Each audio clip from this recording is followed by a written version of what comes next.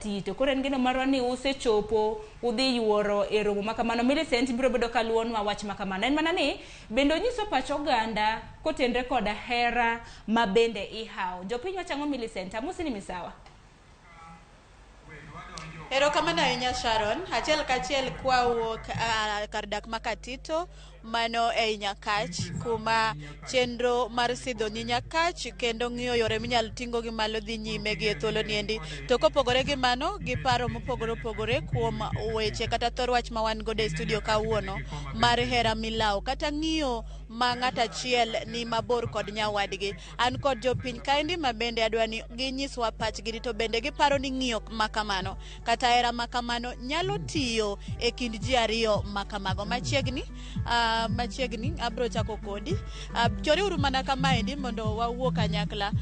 Kowawuoye wach hera ma ilawo, ng'iyo ma ng'ato achiel yudo ni milambo, ng'ato achiel ni nyandwat, inya yudo ni ng'ato achiel ni loka Amerika to ng'ato ni Kenya kaendi. Iparo ni ng'iyo makamano bende nyalo tiyo e kind ji ariyo? Agoyo erokamano ahinya. Iluonga ni Abdalla Otieno. Ngimana en ngima matek. Awuoyo kaka an Abdalla. En adier ni ok unyal dak ma ng'ato ni mabor, ng'ato ni mabor. Challenges nyaka wabed godo, makata kwada wuondre ni ji odak maber to challenges to ng'eny. En adier ni chuo ng'awo, ng'ama dichuo ok nyal wuondowa ni higa 2 kata higa 3 onyalo tieko koonge ng'at moro ma en godo machiegni. Koro ato ka yie gi gima kamano kendo apingo gima kamano nikech ok en gimoro ma ji wuondre awuonda, but ng'ato ok nyal dak kata higa 1 kata higa 2 ka onge ng'ama en godo machiegni. Koro ato mano to ok ayie godo. Erokamano. Machiegni jaber. Iwacho ni piny masani aneno ka tinde ji ohero ga ni itimo gimoro ni giwuoyo e video call. Ng'ato ni Amerika, ng'ato ni London, to in Kenya ka. Iparo ni be ng'iyo milawo no kata hera no nyalo tiyo e kind ji ariyo ngi kamera kacha? Erokamano. An iluonga ni Safina Tieno. Aneno ni ng'iyo machal kamano nyalore. Bora tu ni loyal nitie, un loyal to each other, trust ni kanyo. Ang'o mamoni koro bedo kamoro achiel gi ng'atino. Erokamano. Erokamano. Machiegni.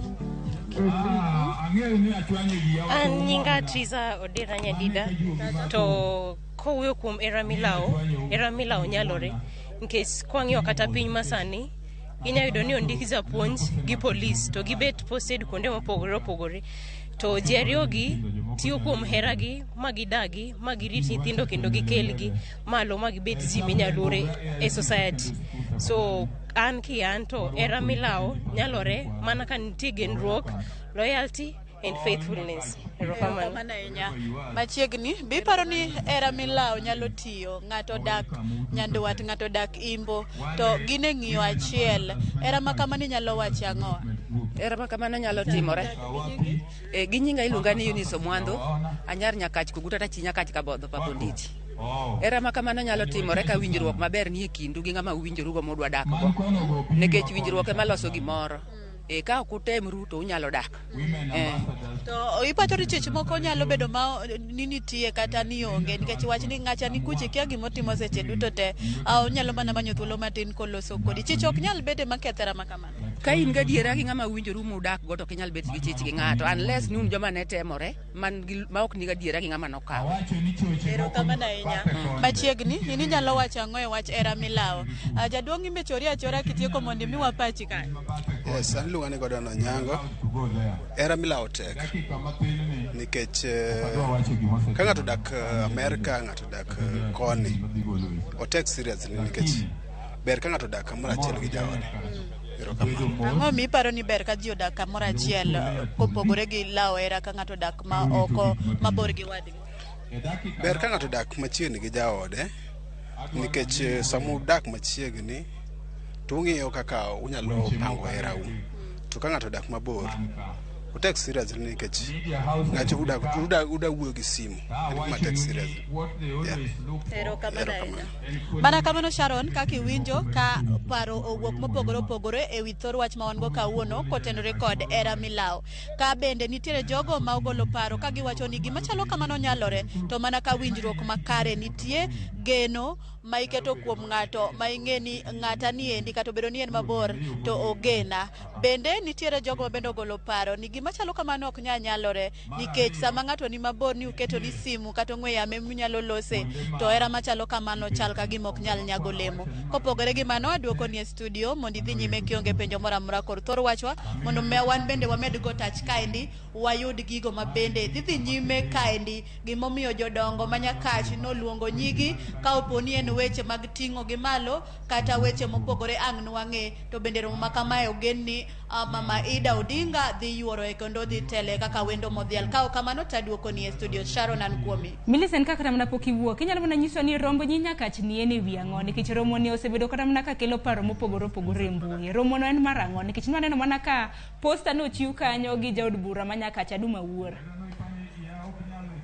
Romo ni endi wachopo kaendi to waneno ka ondik ni en mano mi idwa mbek kod nyi Nyakach kata wagogni ma Nyakach mondo mi ging'i yore ma ginyalo ting'o godo wagogni go malo, ma bende kizungu dendo ni uplifting girl child. Koro jodongo kaachiel kod jotelo ma Nyakach oneno ni ginyalo luongo nyigi kanyakla, mago mane osedhi kata mane osekend kuonde moko, mago masani ma bende nigi titles mopogore opogore kata kit telo mopogore opogore, nyalo duogo piny kaendi mondo gipuonj kanyakla kod nyigi ma pod tindo ma bende pok owuok kaendi kata ma pod somo gineni to ere kaka ginyalo tiyo kanyakla e neno ni ngima nyathi ma nyako obere yo makare kendo ting'e malo ma onge rochruok moro amora e ngima nge, mondo mi gibed jotelo makiny manyalo ting'o ngima nyathi ma nyako malo. Erokamano ahinya Sharon. Erokamano ahinya Millicent, wagoni erokamano kuom loso gi jopiny kaluwore kod thor wach ma bende wantiere godo. Nyakwar Mgejwang' mano Millicent Adhiambo, mana ka isiwinjo kaka oselero romo mago mag nyi Nyakach. Wagogni ma Nyakach bende odiochieng' ma kawuono bende romo ma kamano dhi nyime mane gwenge mag Katito. Koro kintiere gwenge mag Katito gi alwora mare, nyi Nyakach romo yore mago mag kelo dongruok makoni kod kocha mano e gwenge mag Nyakach. Millicent, wagoni erokamano ahinya. Kok manya Nyakwar Mgejwang', waduogo gi thor wach ma bende wantiere godo. Watemo bende rango ni kata mana jofwambo magwa mamoko ma bende biro kamiyowa pach jopiny kaluwore gi thor wach ma bende wantiere godo. E studio odiochieng' ma kawuono watwagnere mong'ere gi dho ngere kaka long distance relationship.